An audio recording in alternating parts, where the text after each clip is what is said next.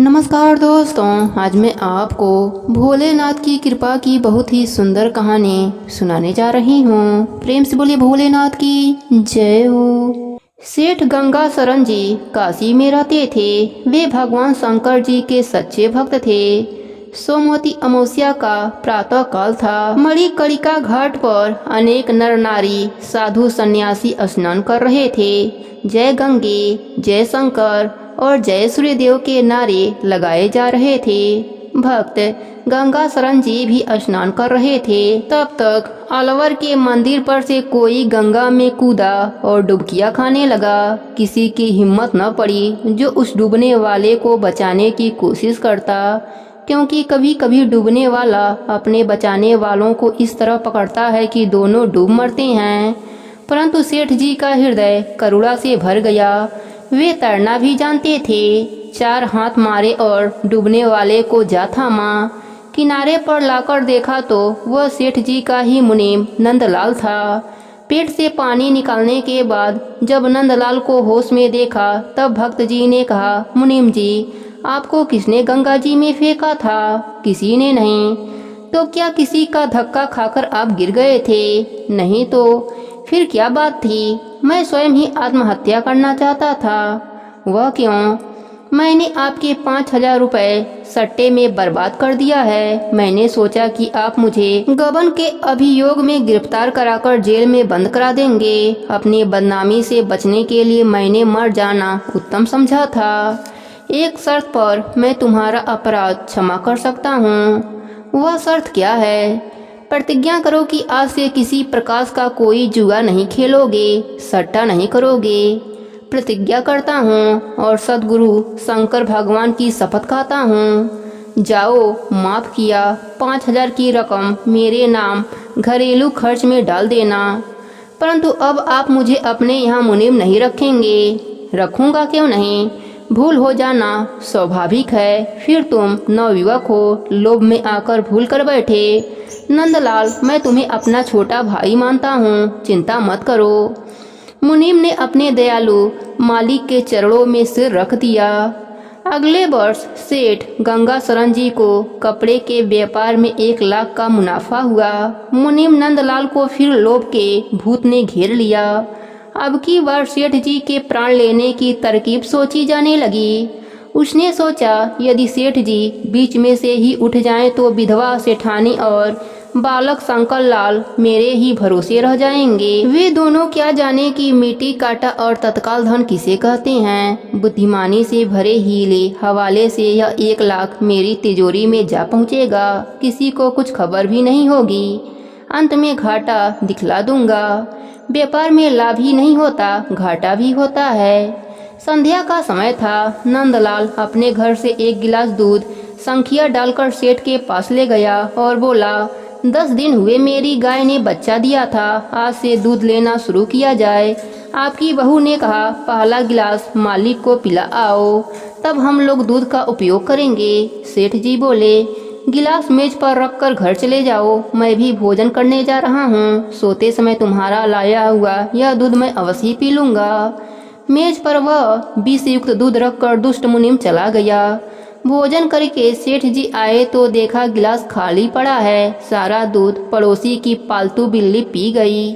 सुबह सुना कि पड़ोसी की बिल्ली मर गई। वह क्यों मरी, कैसे मरी, इस बात की छानबीन नहीं की गई। पशु के मरने जीने की चिंता मनुष्य नहीं करता। दुकान पर सेठ को गद्दी पर बैठा देख मुनीम को महान आश्चर्य हुआ, परंतु वह बोला कुछ नहीं। रात को सपने में सेठ जी को शंकर भगवान जी ने दर्शन दिया।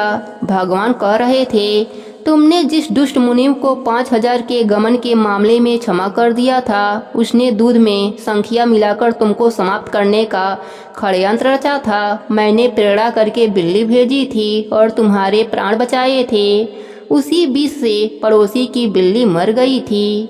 सेठ ने उसी समय जाकर सेठानी को अपना सपना सुनाया। सुनकर बेचारी सेठानी सहम गई। फिर संभल कर बोली, जब वह तुम्हारा ऐसा अशुभ चिंतक है तब उसे निकाल बाहर करो, कोई दूसरा ईमानदार मुनीम रख लो। मैं अपने शुभ चिंतक के द्वारा उसका अशुभ चिंतन नष्ट कर डालूंगा। सेठ ने दृढ़ता के साथ कहा। यह कैसे हो सकता है? सेठानी ने आश्चर्यचकित होकर प्रश्न किया। मैंने अपने मन में उसके प्रति बैर भाव नहीं रखूंगा, बल्कि प्रेम भावना को बढ़ावा दूंगा। सेठानी ने कहा, इससे क्या होगा? सेठ जी बोले, हम जब किसी के प्रति शत्रुता के विचार रखते हैं तब वह भावना उसके पास जाकर उसकी शत्रुता को और भी बढ़ा देती है, दिल को दिल से राह होती है। सेठानी ने कहा, मैं नहीं समझी। सेठ जी ने कहा, एक कहानी सुनाता हूँ, तब तुम समझ जाओगी। एक बार बादशाह अकबर प्रधानमंत्री बीरबल के साथ सैर करने शहर से बाहर निकले। सामने एक लकड़िहारा आता दिखाई पड़ा। बादशाह ने पूछा, यह लकड़िहारा मेरे प्रति कैसा विचार रखता है? बीरबल ने उत्तर दिया, जैसा विचार आप उसके प्रति रखेंगे वैसे ही वह भी रखेगा, क्योंकि दिल की दिल से राह है। बादशाह एक पेड़ पर चढ़ गए और कहने लगे, साला लकड़िहारा मेरे जंगल की लकड़ियां बिना इजाजत चुरा कर काट कर ले जाता है और अपना खर्चा चलाता है। कल इसे फांसी दे दूंगा। तब तक वह लकड़िहारा पास आ पहुंचा। बीरबल ने कहा, लकड़िहारे तुमने सुना या नहीं कि आज बादशाह अकबर मर गया? लकड़िहारे ने लकड़ी की गट्ठर फेंक दिया और वह नाचते हुए बोला, बड़ा अच्छा हुआ। बड़ा बदमाश बादशाह था। मीना बाजार में एक राजपूतानी को बुरी नजर से देखा तो उसने छाती में कटार घुसेड़ दिया होता, परंतु माता कहकर क्षमा मांगी तब प्राण बचे थे। मैं तो प्रसाद बांटूंगा। मर गया तो अच्छा हुआ। बादशाह ने बीरबल का सिद्धांत मान लिया। फिर क्या हुआ? सेठानी की उत्सुकता बढ़ी। उसी समय एक वृद्धा घास लिए आती दिखलाई पड़ी। बादशाह पेड़ पर ही छिपा बैठा था, क्योंकि वह शुभ चिंतन और अशुभ चिंतन का प्रभाव देखना चाहता था। अशुभ चिंतन का प्रभाव वह देख चुका था। अब की बार शुभ चिंतन का प्रभाव देखने के लिए बादशाह ने कहा, बीरबल वह देखो, बेचारी वृद्धा आ रही है, कमर झुक गई है, मुंह में दांत भी नहीं होंगे, लाठी के सहारे चल रही है, अपनी गायों के लिए थोड़ी घास छील कर ला रही है। 10 रुपए माहवारी इसकी पेंशन आज से बांध दो। जब बुढ़िया पास आई तब बीरबल कहने लगा, बुढ़िया माई तुमने सुना कि आज आधी रात के समय बादशाह अकबर को काला नाग सूंघ गया। सुबह कब्र भी लग गई। बुढ़िया ने घास पटक दिया और रो रो कर कहने लगी, गजब हो गया, राम राम, बड़ा बुरा हुआ। ऐसा दयालु बादशाह अब कहाँ मिलेगा? हिंदू मुसलमान दोनों उसकी 2 आंखें थी। बीरबल प्रधानमंत्री, मानसिंह सेनापति और डोलरमल खजाना मंत्री, फिर गोभद कतई मंद। मजाल क्या कि कोई किसी गाय की पूंछ का एक बाल भी खींच ले। भगवान तुम मेरे प्राण ले लेते, बादशाह को क्यों मारा? प्रातः स्नान के बाद भक्त जी विश्वनाथ मंदिर में गए।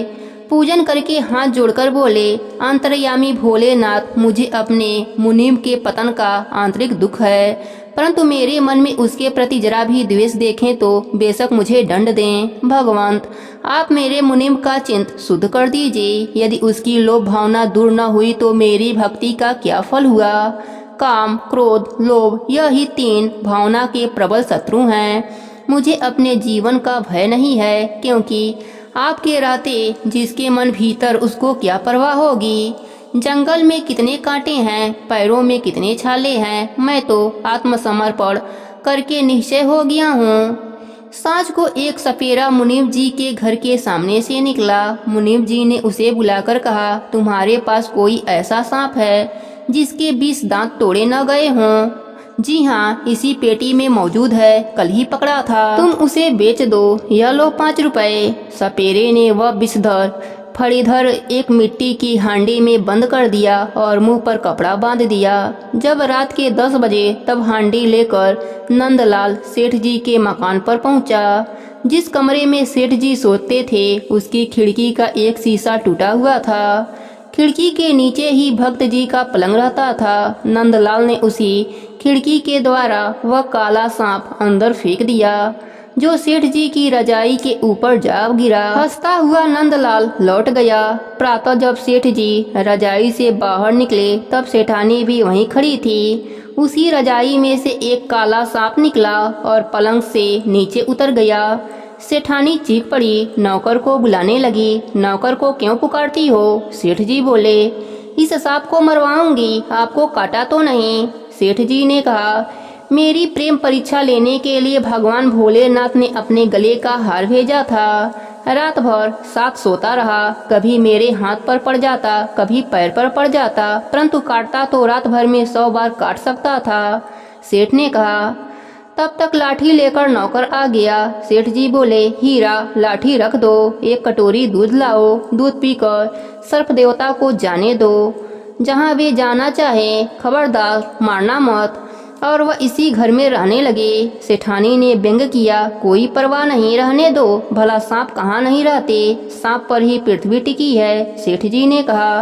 रात को सेठ जी ने सपने में फिर भोलेनाथ को बैल पर चढ़े हुए मुस्कुराते हुए देखा। भगवान ने मुनिम वाली सर्व क्रिया बयान कर दी।